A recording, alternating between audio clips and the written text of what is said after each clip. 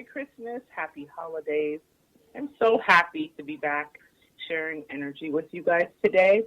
I'm really excited because today we have a guest who has really lived a life in full. Her journey started in Casper, Wyoming, and has taken her from Alaska to Holland to Doharan and a few places in between. By day, she is immersed in the world of all things health and healing as the director of a women's clinic in California. But she is definitely more than meets the eye. Heather is an activist. She is a parent. She is a spouse. And she is a keeper of the land. I'm so excited for you guys to hear how her unique perspective was formed from early cultural immersion. It's so good to have you on today. Well, hello. It's good to be here. Yes, yeah. I want to kind of catch the listeners up on the intro. I threw a word up there that many of us may not be familiar with, Doharan. Where is this place, and how does a girl from Casper, Wyoming, end up there? Well, Doharan is actually in Saudi Arabia, and so I grew up there. I was raised in Saudi Arabia from the time I was 2 until I was 12 years old. My father was in the military, and we kind of bounced around a lot, and so we ended up, we left, I was born in Casper, and then we went to El Paso. From El Paso, he got a job with Aramco, which is an Arabian American oil company, which is what brought us to Saudi Arabia. And so then I was raised there, and that's where everything started for me, really.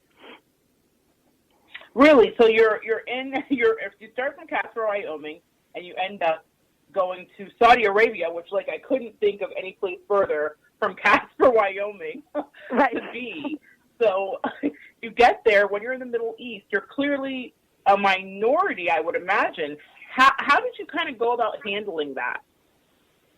Well, one of the things that my dad always taught me is, and I started with this very early, was to understand that when you're in a different country or when you come across different cultures, that we should always try to accept and understand different cultures and what cultural traditions are, and what cultures mean to people, because that's really truly how you understand people and how you get to know who people really are, and maybe the ways they think about things or things that they do. It comes from their cultural history and background, and that's what makes people who they are.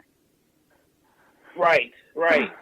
So you're having to kind of adjust and assimilate to the customs. I would imagine food, as a chef, I think about that. Was food a big part of that? Yeah, absolutely. So I had to learn to, immerse myself. I had Arabic friends. There was many different cultures in Saudi Arabia. But one of the things that I always did is that if I was taking part and I was hanging out with my, Arabic friends, and I would go to their houses for dinners or sleepovers or whatever you do when you're a kid, I was immersed in their culture. And if that meant that we were doing the traditional quote unquote boat grab, as they call it, I would immerse myself in that. And it was, learning the culture of the men are all going to eat first, and they're all going to pull their goat and eat, and the women and children are going to wait until the men are done. And then you go ahead and get in there once they say it's okay. Now, when you say goat grab, okay, go ahead. So it may not have been what I wanted to do, being an animal lover and everything else. I'm by no means a vegetarian, but, it's really different when you have a piece of steak or a burger on your plate versus an entire body of a goat on a platter on the floor, and you're reaching into it and grabbing pieces of meat off of that goat to eat it. And that perspective is much different than how we traditionally eat. So when you say goat grab, you mean literally grabbing the goat with your hand? Yes. Okay. Okay. Just wanted to be clear for that, because you said that, and I thought goat grab. Now, it's in my country and I'm from America, but my parents are West Indian, so we definitely are familiar with goat, but usually we use utensils, so that is a whole new thing for me, definitely a different thing.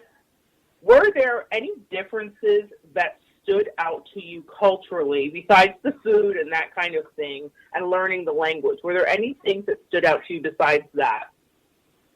Well, Saudi Arabia was kind of really one of the first places at a very early age, where I really started to question or understand what slavery was about.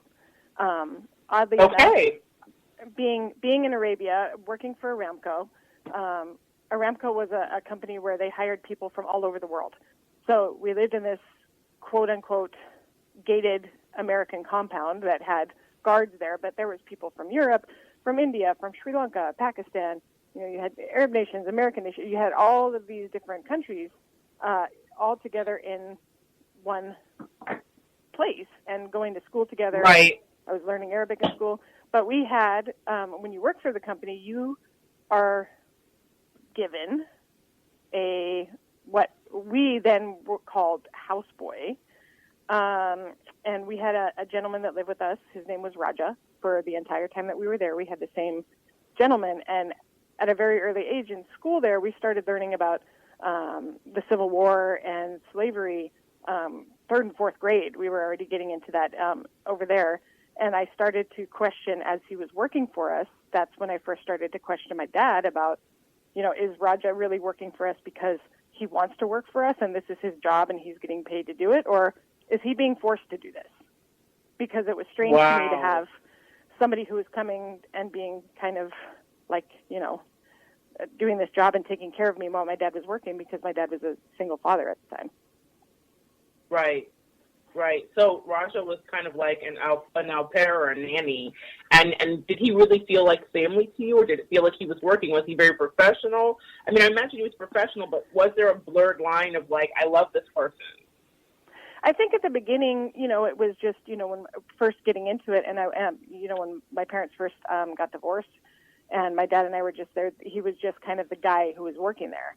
But as I got older and things progressed, you develop a relationship with this person. And so he did become much more than just our quote-unquote houseboy. I did really start to, feel like he was part of the family because he was a fixture. He was always there.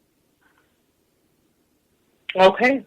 So, but before you got to that point, you were asking those questions to your father about whether or not he wanted it, or was this something he was forced to do? Right. Yeah. I mean, I had it was he cooked for me. You know what I mean? He helped. This is right. This is the person who taught me how to do laundry. So it got to a point to where it was much more than just he was there and I was asking him to do things. He was there and we played games, or he would help teach me how to do laundry. He taught me how to cook.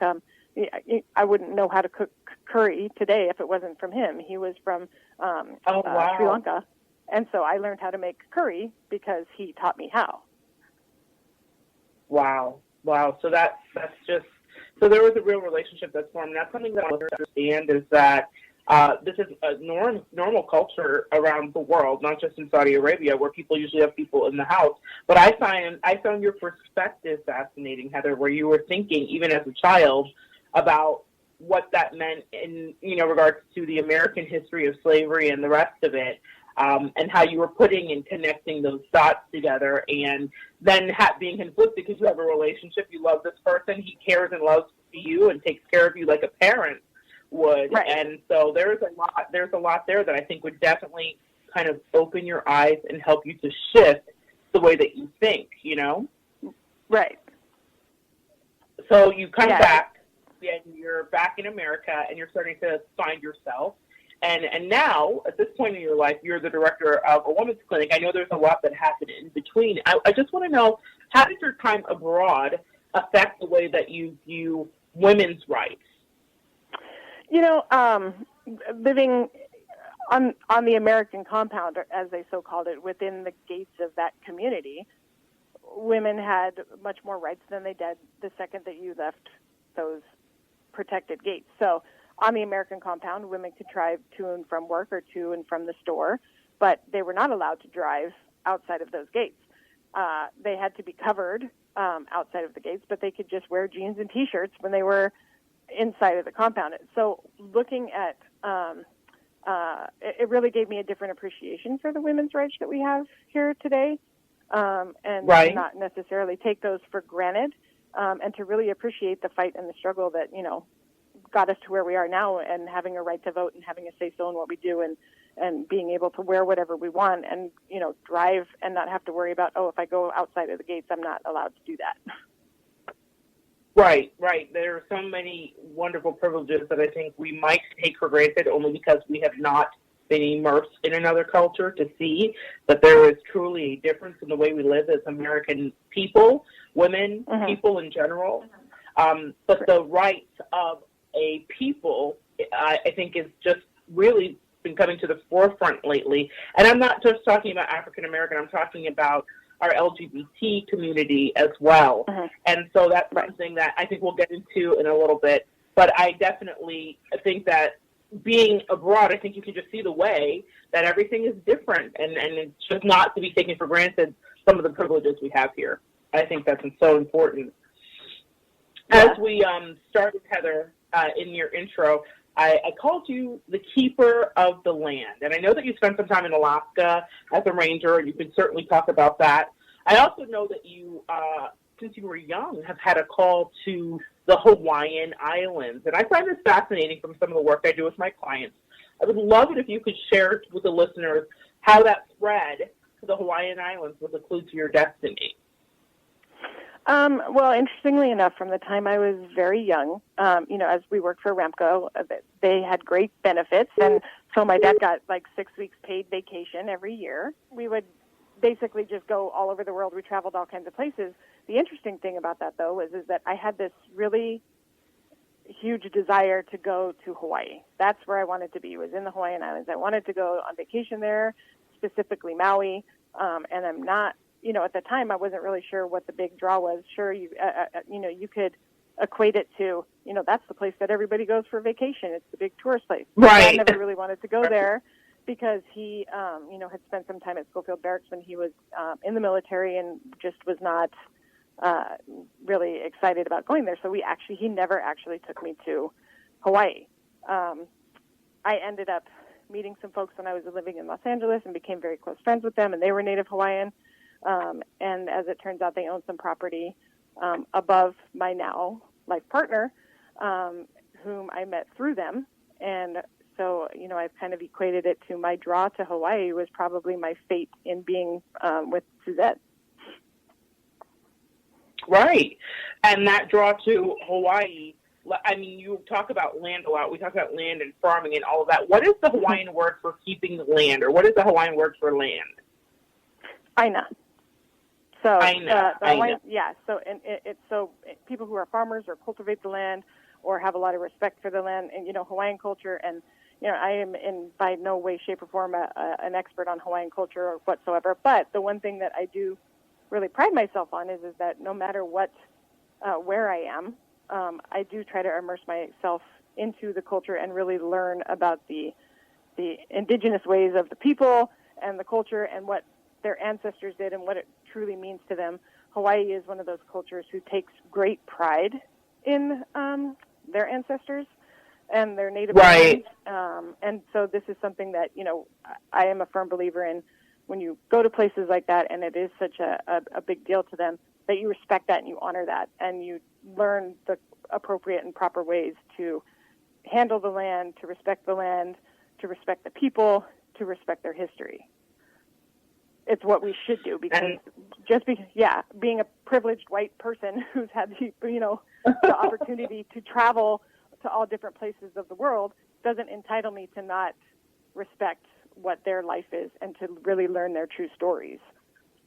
I think that's so important, such an important message for our listeners, that no matter what your privilege is or your level of privilege, we all have a certain level of privilege if we're coming from America, honestly, no matter how we feel about it from day to day. And it is our responsibility to understand another person's culture. I think that America, in many ways, can be very close to this. So now we are a melting pot. A lot of us speak many languages, but I find that there's this kind of myopic focus on just us and all things American. And I do wish it was more global. I think that there is so much that the world has to offer. So